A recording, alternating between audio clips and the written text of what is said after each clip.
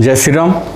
आज की कथा में धनुष यज्ञ के लिए जो मंडप बनाया गया है उसका वर्णन राजकुमार राम और लक्ष्मण गुरु विश्वामित्र जी के साथ का आगमन और महाराज जनक के द्वारा सभी आए हुए अतिथियों को उचित स्थान प्रदान किया गया। आइए इस कथा से जुड़ते हैं। सिय स्वयंवर देखहि जाई, ईस काहि धो दे बड़ाई। लखन कहा जस भाजन सोई, नाथ कृपा तब जा पर होई। पिताजी का स्वयंवर देखना चाहिए।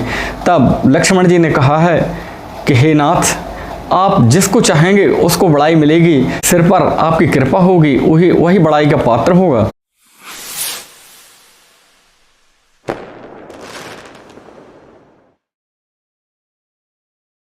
हर से मुनि सब सुनि बर बानी, दीन आशीष सबे सुख मानी। पुनि मुनि वृंद समेत कृपाला, देखन चले धनुष मखसाला। इस श्रेष्ठ वाणी को सुनकर सब मुनि प्रसन्न हुए हैं। सभी ने सुख मानकर आशीर्वाद दिया है। फिर मुनियों के समूह सहित कृपालु श्री रामचंद्र जी यज्ञशाला देखने चले हैं। रंग भूमि आए दो भाई, असी सुधि सब पूरी बासन पाई। चले सकल ग्रह काज बिसारी, बाल जुबान जरठ नर नारी। जैसे ही रंग भूमि में राम जी और लक्ष्मण जी आए हैं, तब नगर के लोगों को जानकारी मिली है कि राम लक्ष्मण रंग भूमि की ओर रवाना हो गए हैं। तो बाल, युवा, वृद्ध, पुरुष, महिला सभी लोग अपने काम को भूलकर और उनके दर्शन के लिए पहुंचे हैं। देख जनक भीर भय भारी, सुचि सेवक सब लिए हकारी। तुरत सकल लोगन पह जाहु, आसन उचित देव सब काहू। तब महाराज जनक ने देखा है कि बहुत भीड़ हो गई है। तब उन्होंने अपने सेवकों को बुलाया है और आज्ञा दी है कि सभी को यथा उचित स्थान प्रदान किया जाए। कहि मृदु बचन विनीत तिने, बैठा रे नर नारी। उत्तम मध्यम नीच लघु, निज निज थल अनुहार। तब उन सेवकों ने बड़ी सुंदर मृदु वचन कहकर उन सभी जो आए हुए आगंतुक थे उनको उचित स्थान प्रदान किया है। जो उत्तम लोग थे उनको उत्तम आसन प्रदान किया है। उनके शरीर पर छा रही है सुंदर सांवला गोरा उनका शरीर। वे गुणों के समुद्र और उत्तम वीर जान पड़ते हैं। राज समाज विराजत रूरे, ओड़गन माहु जन जोग विधु पूरे। जिनकी रही भावना जैसी, प्रभु मूरत तिन देखी तैसी। वे राजाओं के समाज में ऐसे शोभित हो रहे हैं मानो तारा और गणों के बीच दो पूर्ण चंद्रमा। जिनकी जैसी भावना थी प्रभु की मूर्ति उनको भी वैसी ही दिखाई दी है। देखहि रूप महारन धीरा, मनहु वीर रसुधरे शरीरा। डरे कुटिल नृप पिरवहु निहारी, मनहु भयानक मूरत भारी। महान रणधीर राजा लोग रामचंद्र जी के रूप को ऐसा देख रहे हैं मानो स्वयं वीर रस शरीर धारण किए हुए हैं। कुटिल राजा प्रभु को देखकर डर गए हैं मानो बड़े भयानक मूर्ति हो। रहे असुर छल छौने पे बेसा, तिन प्रभु प्रगट काल सम देखा। पुरवासिन देखे दो भाई, नर भूषण लोचन सुखदाई। छल से जो राक्षस वहां राजाओं के बीच में बैठे थे उन्होंने प्रभु को साक्षात काल के समान समझा है, लेकिन नगर वासियों ने दोनों भाइयों को मनुष्यगण भूषण रूप और नेत्रों को सुख देने वाला समझा है। नारी बिलोकै हरस हियै, निज निज रुचि अनुरूप। जनु शोहत सिंगार धरी, मूरत परम अनूप। स्त्रियों के हृदय में हर्षित होकर अपनी अपनी रुचि के अनुसार उन्हें देख रही हैं। मानो श्रृंगार राशि परम अनुपम मूर्ति धारण किए हुए सुशोभित हो रहा है। विदूषण प्रभु विराट मय दीसा, बहुमुख कर पग लोचन सीसा। जनक जाति अवलोकहि कैसे, सजन सगे प्रिय लागहि जैसे। विद्वानों को प्रभु विराटमय रूप में दिखाई दिए हैं, जिनके बहुत से मोह, हाथ, पैर, नेत्र और सिर हैं। जनक जी की सजातीय कुटुंबियों को प्रभु को किस तरह कैसे प्रिय रूप में दिख रहे हैं, जैसे सगे स्वजन या प्रिय अपने वाले हों। सहत विदेह बिलो कह रानी, शिशु सम प्रीत न जाति बखानी। जोगिन परम तत्वमय भाषा, शांत शुद्ध सम सहज प्रकाशा। जनक जी और उनकी रानी को भगवान शिशु रूप में दिखे हैं, जैसे कोई बड़े शांत और बालक हैं, बालक रूप में दिखे हैं। और जो सिद्ध योगी जन थे, वे शांत शुद्ध सम और स्वतः प्रकाश परमयुक्त रूप में देख रहे हैं। हरि भगतन देखे दो भ्राता, इष्ट देव युव सम सुख दाता। राम ही चितय भाय जय सिया, सो स्नेह सुख नहीं कथनिया। हरि भक्तों ने दोनों भाइयों को सब सुखों को देने वाले इष्ट देव के समान देखा है। सीता जी जिस भाव से श्री रामचंद्र जी को देख रही वह स्नेह और सुख तो कहने में भी नहीं आ सकता है। और अन्य भवती न कही सक सो, कवन प्रकार कहें कवि को। यह विधि रहा जाय जस भाऊ, ते ही तस देखहूँ कौशल राऊ। उस स्नेह और सुख का वे ही हृदय अनुभव कर रहे हैं, पर वे भी उसे कह नहीं सकते। फिर भी कोई कवि उसे किस प्रकार कह सकता है। इस प्रकार जिसका जैसा भाव था उस प्रकार से भगवान के दर्शन पाए हैं। राजन राज समाज महू, कौशल राज किशोर। सुंदर श्यामल गौर तने, विश्व विलोचन चोर। सुंदर सावले और गोरे शरीर वाले तथा विश्व भर के नेत्रों को चुराने वाले कौशलाधीश कुमार राज समाज इस प्रकार से सुशोभित हो रहे हैं। सहज मनोहर मूर्ति दो, कोटि काम उपमा लघु सो। शरद चंद निंदक सुखनी के, नीरज नयन भाव तेजी के। दोनों मूर्तियां स्वभाव से ही बिना किसी बनाव श्रृंगार के मन को हरने वाली हैं। करोड़ों कामदेवों की उपमा उनके लिए तुच्छ है। उनके सुंदर मुखसरत पूर्णिमा की चंद्रमा की निंदा करने वाले, उसे नीचा दिखाने वाले और कमल के समान नेत्र मन को बहुत ही भाते हैं। चित्तवन चारु मानु मनुहरनी, भावती हृदय जाति नहीं बरनी।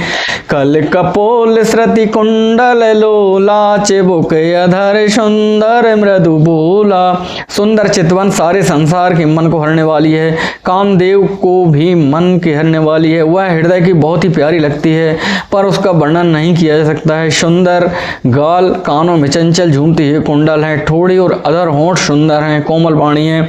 कुमुद बंद कर निंदक हासा, बिरकुटी विकट मनोहर नासा। बाल विशाल तिलक झलकाहीं, कच बिलो के अलिया वाली लजाही। हंसी चंद्रमा की किरणों के तिरस्कार करने वाली है। भौहें टेढ़ी हैं, नासिका मनोहर है, चौड़े ललाट पर तिलक झलक रहे हैं, दीप्तिमान हो रहे हैं। काले घुंघराले बाल देखकर भौरों की पंक्तियां भी लजा रही हैं। पीत चौतिनी सिरन सोहाई, कुसम कली बिच बीच बनाई। रेखे रुचिर काम्बु कलगीबा, जनु त्रिभुवन सुषमा की सीवा। पीली चौकनी टोपियां सिरों पर सुशोभित हैं, जिनके बीच बीच में फूलों की कलियां बनाई गई हैं और शंख के समान सुंदर गोल गले में मनोहर 3 रेखाएं हैं, जो मानो 3 लोगों की सुंदरता या सीमा की बना रही हैं। कुंजर मणिकंठा कलित ओरण तुलसी का माल, वृषभ कंद के हर्ष बने, बल निधि बाहु विशाल। हृदय पर गज मुक्ता के सुंदर कंठे और तुलसी की मालाएं सुशोभित हैं। उनके बैल की तरह कंधे ऊंचे और पुष्ट हैं और ऐड खड़े होने की शान सिंह सी है, और भुज विशाल और बल की भंडार हैं भुजाएं। कटितु नीर पीत पट बांधे, कर सर धनुष बाम बर कांधे। पीत यज्ञ उपवीत सुहाए, नख सिक मंजू महा छवि छाए। कमर में तरकस है, पीताम्बर बांधे हैं, दाहिने हाथ में बाण और बाएं सुंदर कंधे पर धनुष तथा पीले यज्ञोपवीत जनेऊ सुशोभित हैं। नख से लेकर शिखा तक सब अंग सुंदर हैं, उन पर महान शोभा छाई हुई है। देख लोग सब भये सुखारे, एकटक लोचन चलत न तारे। हर से जनक देख दो भाई, मुनि पद कमल गए तब जाई। उन्हें देखकर सब लोग सुखी हुए हैं, नेत्र एकटक निमेष शून्य है और तारे पुतलियां भी नहीं चल रही हैं। जनक जी दोनों भाइयों को देखकर हर्षित हुए हैं। तब उन्होंने जाकर मुनि के चरण कमल पकड़ लिए। कर बिनती निज कथा सुनाई, रंग अवन सब मुनहि दिखाई। जहाँ जहाँ जाए कुंवर बर दो, ताहे ताहे चकित चितौ सब को। विनती करके अपनी कथा सुनाई है और मुनि को सारी रंग भूमि यज्ञशाला दिखलाई है। मुनि के साथ दोनों श्रेष्ठ राजकुमार जहाँ जहाँ जाते हैं वहाँ वहाँ सब कोई आश्चर्यचकित होकर देखने लगते हैं। निज निज रुख राम सबु देखा, को न जान कछु मारा मैं विशेषा। भली रचना मुनि नृप सन कहूँ, राजा मुदित महासुख लयहूँ। सबने राम जी को अपनी अपनी ओर ही मुख किए हुए देखा है, परंतु उनका कुछ भी विशेष रहस्य कोई नहीं जान सका है। मुनि ने राजा से कहा, रंगभूमि की रचना बड़ी सुंदर है। विश्वामित्र जी जैसे निष्प्रह विरक्त और ज्ञानी मुनि से रचना की प्रशंसा सुनकर राजा प्रसन्न हुए। उन्होंने बड़ा सुख माना है। सब मंचन ते मंच के, सुंदर विशद विशाल। मुनि समेत दो बंधु तहें, बैठा रे महिपाल। सब मंचों से एक मंच अधिक सुंदर है, उज्ज्वल और विशाल। स्वयं राजा ने मुनि सहित दोनों भाइयों को उस पर बैठाया है। फिर वहु देख सब नृप ही हारे, जनु राके से उदय भय तारे। अस प्रतीत सबके मन माही, राम चाब तो रव सक नाही। प्रभु देखकर सब राजा हृदय में ऐसे हार गए हैं मानो उत्साहीन हो गए हैं, जिस प्रकार से तारे प्रकाशहीन हो जाते हैं चंद्रमा के उदय होने पर। लेकिन कुछ लोग अपने आप में यह सोच रहे हैं कि राम तो बहुत कोमल हैं और धनुष शंकर जी का है, बहुत कठोर है, यह उसको नहीं तोड़ पाएंगे, तो यह निश्चित ही हम लोग ही तोड़ेंगे। बिनु भंजो भव धनुष विशाला, मेलह सिय राम और माला। अस विचार गबिनौ घर भाई, जसु प्रताप बलु तेज गवाई। इधर उनके रूप को देखकर सबके मन में निश्चय हो गया कि शिव जी विशाल धनुष जो संभव है न टूट सके, बिना तोड़े भी सीता जी के श्री रामचंद्र जी गले में जयमाल डालेंगे, अर्थात दोनों तरह से ही हमारी हार हो जाएगी, विजय श्री रामचंद्र जी की ही होगी। यो सोच कर कहने लगे, हे भाई, ऐसा विचार कर यश प्रताप बल और तेज गवाकर अपने अपने घर चलो, इसी में हमारी भलाई है।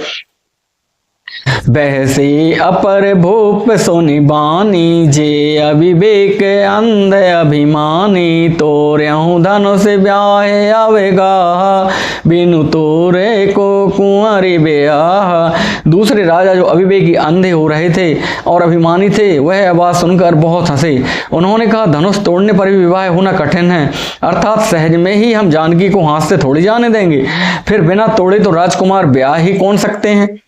एक बार कालों किन हो, सियहित समय जितावे हम सो। यही सुने अवर महिप मुस्काने, धर्मशील हरि भगत सयाने। काल ही क्यों ना हो, एक बार तो हम सीता के लिए उससे भी युद्ध जीत लेंगे। यह घमंड की बात सुनकर दूसरे राजा जो धर्मात्मा हरिभक्त और सयाने थे, वे मुस्कुराए हैं। सिय ब्याह राम गर्भ दूर करि निरपन के, जीत कुशक संग्राम दशरथ के रन बांकुरे। उन्होंने कहा, राजाओं के गर्व दूर करके जो धनुष किसी से नहीं टूट सकेगा, उसे तोड़कर श्री रामचंद्र जी सीता जी को ब्याहेंगे। रही युद्ध की बात, तो महाराज दशरथ के बांके पुत्र युद्ध में कौन जीत सकता है उनको।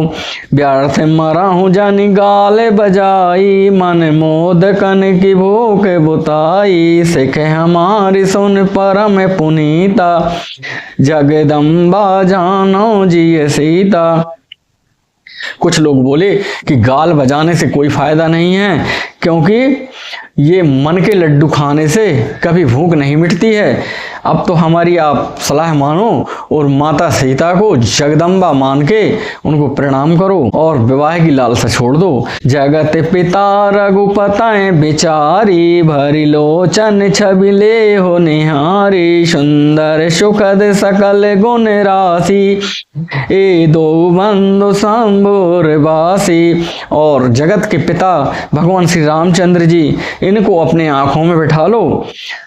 ऐसा अवसर बार बार नहीं मिलेगा। सुंदर सुख देने वाले और समस्त गुणों की राशि ये दोनों भाई शिव जी के हृदय में बसने वाले हैं। स्वयं शिव जी भी जिन्हें सदा हृदय में छिपाए रखते हैं, वे तुम्हारे नेत्रों के सामने आ गए हैं। सुधा समुद्र समीप बेहाई, मृग जलु निरखे मरऊ कत धाई, करहूँ जाय जा कहूँ जोई भावा, हम तो आज जन्म फल पावा।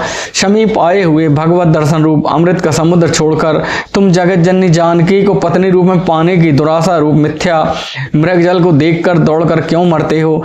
फिर भाई जिसको जो अच्छा लगे वही करे, हमको तो हमारे जीवन का उत्तम फल मिल गया है। अस कही भले भूपे अनुरागे, रूपे अनूप बिलोकन लागे, देखहीं शोर नभ चढ़े विमाना, बरसहीं सुमन करहीं कल गाना। ऐसा कहकर अच्छे राजा प्रेम मग्न होकर श्री राम जी के अनुपम रूप देखने लगे हैं। मनुष्य की तो बात ही क्या है, देवता लोग भी आकाश में विमानों पर चढ़े हुए दर्शन कर रहे हैं और सुंदर गान करके फूल बरसा रहे हैं। जानिशु अवसर सिय तबे, पठई जनक बुलाए, चतुर सखी सुंदर सकले, सादर चली लिवाए। तब सुअवसर जानकर जनक जी ने सीता जी को बोला भेजा है। सब चतुर और सुंदर सखियां सीता जी को लेकर आ गई हैं। सिय शोभा नहीं जाए बखानी, जगदम्बिका रूप गुण खानी, उपमा सकल मोह लगु लागी, प्राकृत नारी अंग अनुरागी। रूप और गुणों की खान जगत जननी जानकी जी शोभा का वर्णन नहीं हो सकता है।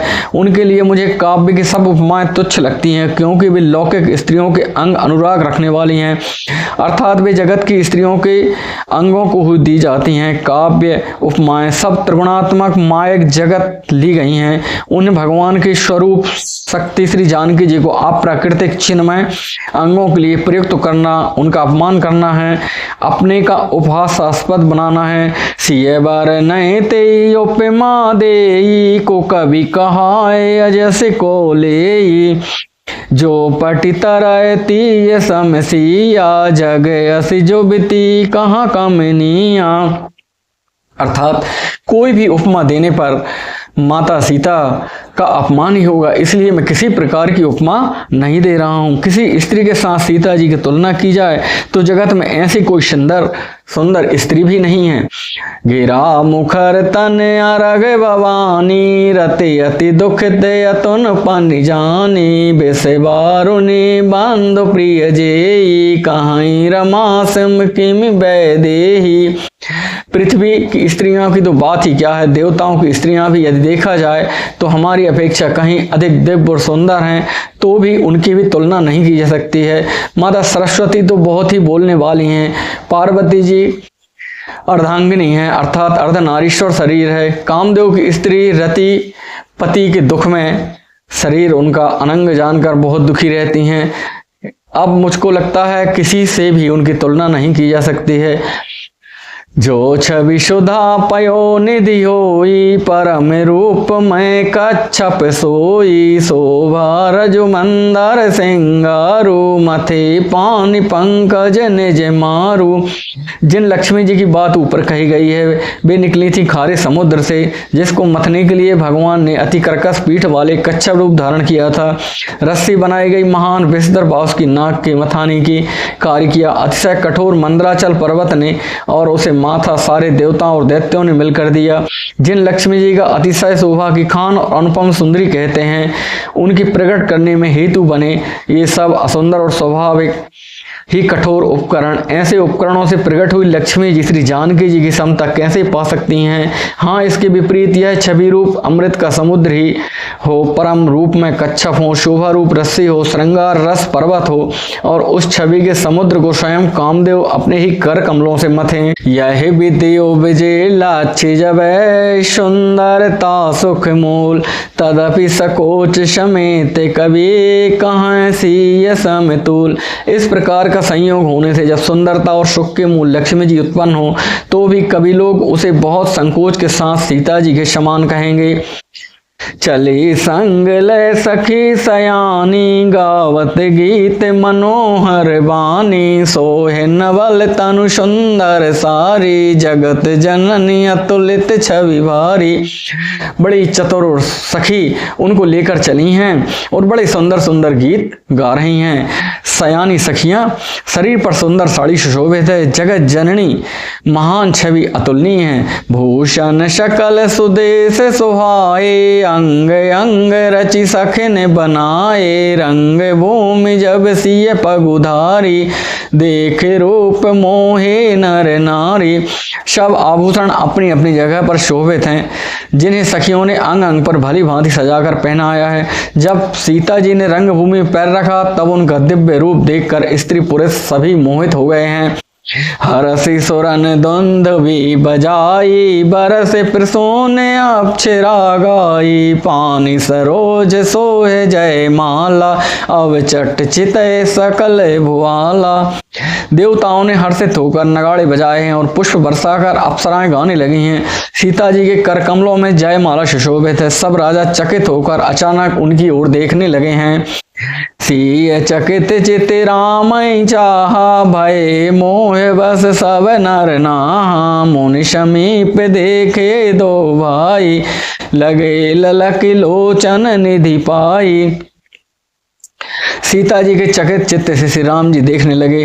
तब सब राजा लोग मोह के बस हो गए हैं। सीता जी ने मुनि के पास बैठे हुए दोनों भाइयों को देखा तो उनके नेत्र को अपना खजाना पाकर ललचाकर वहीं श्री राम जी में जा लगे, स्थिर हो गए। गुरुजन लाज समाज बढ़े, देख सिय सकुचान, लाग बिलोकन सखन तने, रघुबीर उरयान।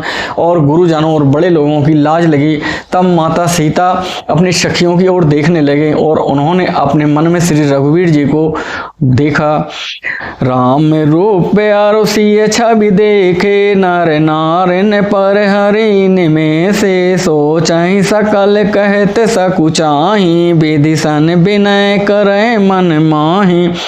श्री रामचंद्र जी का रूप और सीता जी की छवि देखकर स्त्री पुरुषों ने पलक मारना छोड़ दिया है। सब एकटक उन्हें देखने लगे हैं। सभी अपने अपने में सोचते हैं और कहते हुए सचाते हैं, मन ही मन में विधाता से विनय करते हैं।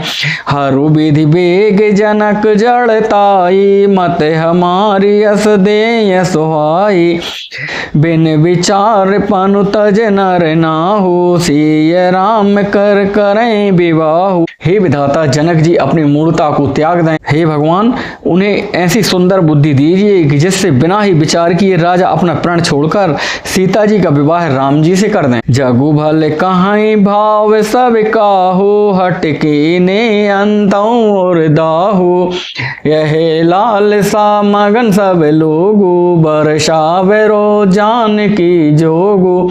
संसार उन्हें भला कहेगा क्योंकि यह बात सब किसी को अच्छी लगती है। हट करने से अंत में उनका ही हृदय जलेगा और जो सांवला राजकुमार है वह सीता जी के लिए बड़ा सुहावना बर होगा। तब बंदी जन जनक बुलाए, बिरदा बलि कहते चली आए, कह नृप जाए कहूँ पन मोरा, चले भाटे ये हरस न तोरा। तब राजा जनक जी ने जो बिरदावली कहने वाली बंदीजन या भाट थे उनको बुलाया है और कहा है कि सभी राजाओं से जाकर मेरा जो प्राण है वह बता दो। बोले बंदी वचन बरे, सुनाऊं शकल महिपाल, पन विदेह कर कहाई हमें, भुजा उठाए विशाल। भाटों ने श्रेष्ठ वचन चिल्लाकर कहे, हे पृथ्वी की पालना करने वाले सब राजागण सुनिए, हम अपनी भुजा उठाकर जनक जी के विशाल प्रण को कहते हैं। नृप नृप भुज बल विदु शिव धन राहु, गरहु कठोर विदित सब काहू। रावण भानु महाभट भारे, देख सरासन गवहि सिधारे। राजाओं की भुजाओं का बल चंद्रमा, शिव जी के धनुष राहु है, वह भारी है, कठोर है और सबको विदित है। बड़े भारी योद्धा रावण और बाणासुर भी इस धनुष को देखकर धीरे से चुपके से वो चलते बने हैं। उनको उठाना तो कुक है, वह छूना भी उनने पसंद नहीं किया है। सोई पुरार को दंड कठोरा, राज समाज आज जोई तोरा। त्रिभुवन जय समेत वैदेही, विनय विचार करे हटते ही। उसी शिव जी के कठोर धनुष को आज इस राजसभा में जो भी तोड़ेगा, जानकी जी बिना किसी विचार के उसको ब्याह दी जाएंगी। सुन पन सकल भूपे अभिलाषे, भट मानी अतिशय मन माखे। परिकर बांधे उठे अकुलाई, चले इष्ट देवन सिर नाई। प्रण सुनकर सब राजा ललचा उठे, जो वीरता के अभिमानी थे। वन में बहुत ही तमतमाए, कमर कसकर अकुलाकर उठे और अपने इष्ट देव को सिर नवाकर चले हैं। तमक ताक तक से वेदन धरही, उठाए न कोटे भांति बलु करही। जिनके कछु विचार मन माही, चाप समीप महीप न जाही। वे तमक कर बड़े ताव से शिव जी के धनुष की ओर देखने लगे, फिर निगाह जमा कर उसकी ओर चले हैं और उसको उठा उठा कर देख रहे हैं, लेकिन जरा भी ना हिलने के कारण धनुष के पास से दूर हो जाते हैं। और जिनके थोड़ी बहुत विवेक था या बुद्धि थी, वो लोग तो धनुष के पास भी नहीं गए। तमकी धरें धनु मूढ़ नृपे, उठाए न चलें लजाए। मनहु पाए भट बाहुबल, अधिक अधिक गरुआए। वे मूर्ख राजा तमक कर किटकिटा कर धनुष को पकड़ते हैं, परंतु जब नहीं उठता है तो वे लजा कर चले जाते हैं। मानो वीरों की भुजाओं का बल पाकर वह धनुष अधिक और अधिक भारी होता जाता है। साथियों, आज की सुंदर कथा का सार अंश यदि हम अपने जीवन में लेना चाहते हैं तो महाराज जनक जी जैसे जब हमारे घर कोई आयोजन हो तो थोड़े से समय का वो समय होता है जब लोग आते हैं, तो उस समय आप उनको विधिवत मुस्कुराकर मिलें, साथ में उनका आवभगत करें और उचित स्थान प्रदान करें। इसके बाद आप अपने काम में लग जाएं। जिस प्रकार से महाराज जनक ने एक चीज और की है, महाराज जनक जी ने अपने साथियों को, अपने सेवकों को बुलाया है। यदि भीड़ अधिक है आपके कार्यक्रम में तो निस्संदेह आपके साथी भी होंगे, तो आप उनको भी ये जवाबदारी सौंप सकते हैं, क्योंकि लोग अपना समय छोड़कर जब आते हैं और उचित सम्मान नहीं मिलता है तो निराशा होती है और आगे आपके संबंध खराब होने लगते हैं। इसलिए इस बात का विशेष ध्यान रखें। पानी स्वल्पाहार कराने के बाद आप अपने काम में लग जाएं। इतना करने पर आपके मधुर संबंध होंगे और आप समाज में एक उचित स्थान प्राप्त कर सकेंगे। आज की कथा यहीं तक। जय जय श्री राम।